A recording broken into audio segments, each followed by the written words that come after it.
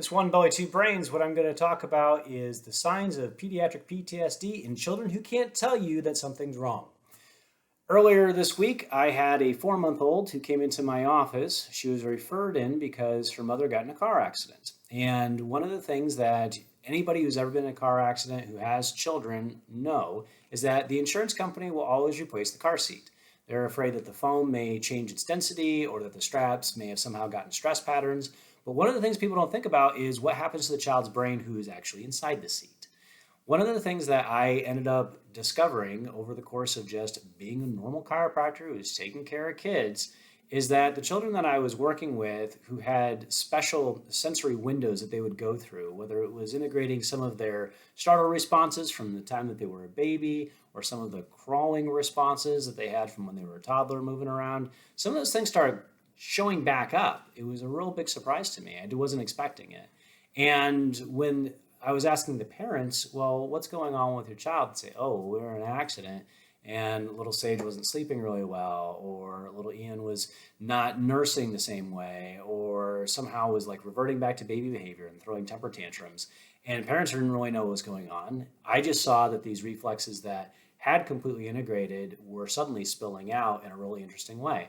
So I started doing some research. I ended up reading a really interesting book called The Neuroscience of Pediatric PTSD, reviewed all the literature on adult PTSD, on pediatric, and also animal models too for stress. And what they did is they went step by step across a whole bunch of different platforms of measurements. So whether it was like measuring different things like anxiety or sleeplessness or distractibility, they talked about if people were predisposed to this because it had stress or anxiety or attention issues prior to the accident, those things were usually made worse by it. They were more likely to have it.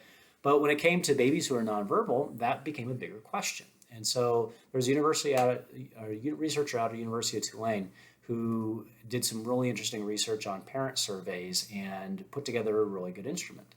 So one of the things that I did with this baby was I looked to see, okay, what is neurotypical? What should we be doing at 4 months old? And what isn't? And this baby, she had been sleeping really well. Suddenly wasn't sleeping so great. She hated the car, hated it now. Didn't really seem to be bothered by it before. Now every time it was a screaming fit. And so there were several things that I wanted to check out with her to find out what was going on.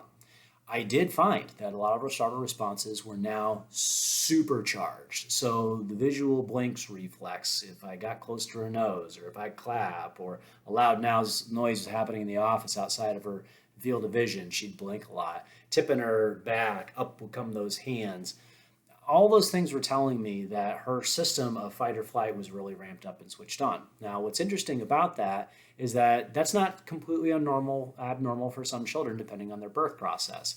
But when I would ask these questions, how well did she sleep before the accident? How well did she feed? How many bowel movements would she have? Suddenly, some of those measurements that would be normal, 2 to 4 hours of sleep blocks, or sleeping through the night, feeding, really regularly, not having a lot of reflux or spitting up, having 2 to 5 bowel movements a day, nice buttered popcorn kind of smell, good yellow consistency. Suddenly those things were changing. And so that's why they came in, because they wanted to find out what was wrong, because they would take her to the pediatrician and the pediatrician said, well, I can't see anything wrong.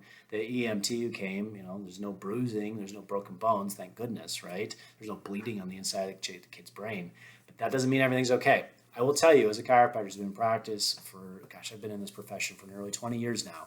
The number of people that will come in and say, well, I've got these migraine headaches now, but I don't really have anything in my health history. Well, I guess when I was a kid, I had that car accident, but they said I was fine. You know how many times those of us in chiropractic have heard that same story? And yet, what do we do about that, right? If we aren't taking care of these kids, if we aren't learning how to screen them and be able to check to see, well, do we have subluxation? Do we have things that are changing how the brain's responding to the outside environment? Do we have ways that the body is now suddenly perceiving everything as a threat because it is in a state of heightened alert now and won't let the baby rest, and won't let the baby digest, and won't let the baby's immune system work properly? So that's really what my job is trying to figure that out. And so I've been partnering with a couple other doctors who are going to be super helpful at helping us serve more children.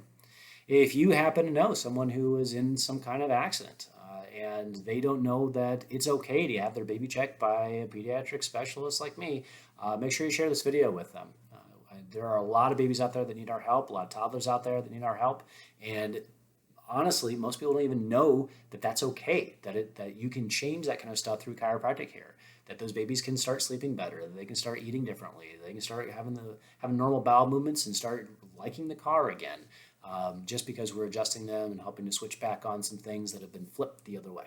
So I really enjoy doing these videos. If you have any questions about any of this, we share them on Instagram TV, we share them out on Facebook, and we also share them on YouTube. So be sure to check out our blog for more resources at mamaschiropractic.com. And until then, I hope you guys all take great care.